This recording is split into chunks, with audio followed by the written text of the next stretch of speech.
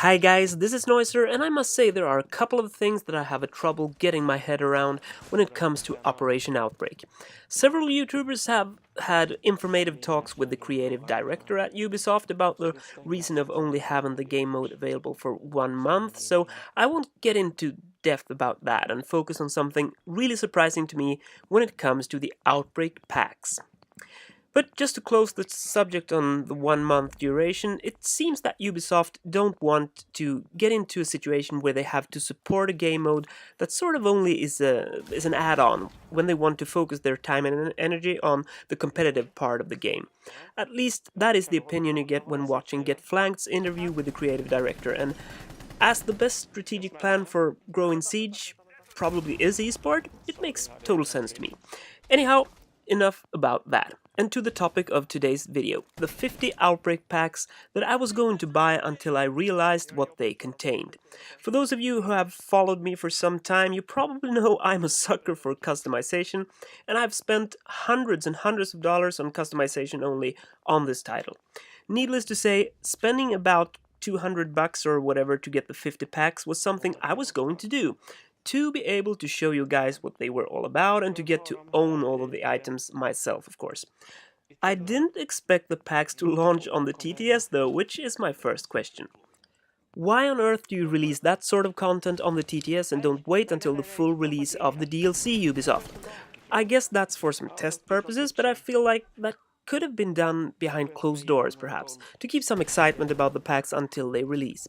But now I'm glad I actually get to see the contents in these packs, because personally I think this is the biggest ripoff yet.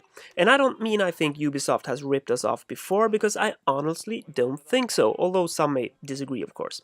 And this coming from a guy that has spent the amount of money I have on skins, uniforms, and what have you. In my opinion, there are 4 or 5 really awesome packs, and the rest feels almost like common and rare items at the best. I was expecting legendary stuff for that amount of cash, especially since I don't get to actually choose what I want to pay money for. This was Ubisoft's chance to really go crazy with some awesome content that would actually be worth spending a lot of money on. Content that then would never return and therefore have some special value, although not influencing the game at all, of course, just the looks of it. There are some awesome artists at Ubisoft making skins and uniforms for this game, and I feel they should have given us their absolute best when it comes to these Outbreak packs. Instead, it feels like they have made an effort on 1 out of 10 items and sort of made the rest with the left hand.